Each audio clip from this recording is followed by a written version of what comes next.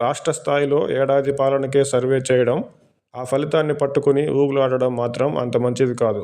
ఇంకా ఖచ్చితంగా చెప్పాలంటే సంవత్సర కాలానికి ఏ ప్రభుత్వంపై అయినా ప్రజల్లో కాస్త అసహనం మొదలవుతుందేమో కానీ వ్యతిరేకత మొదలవదు.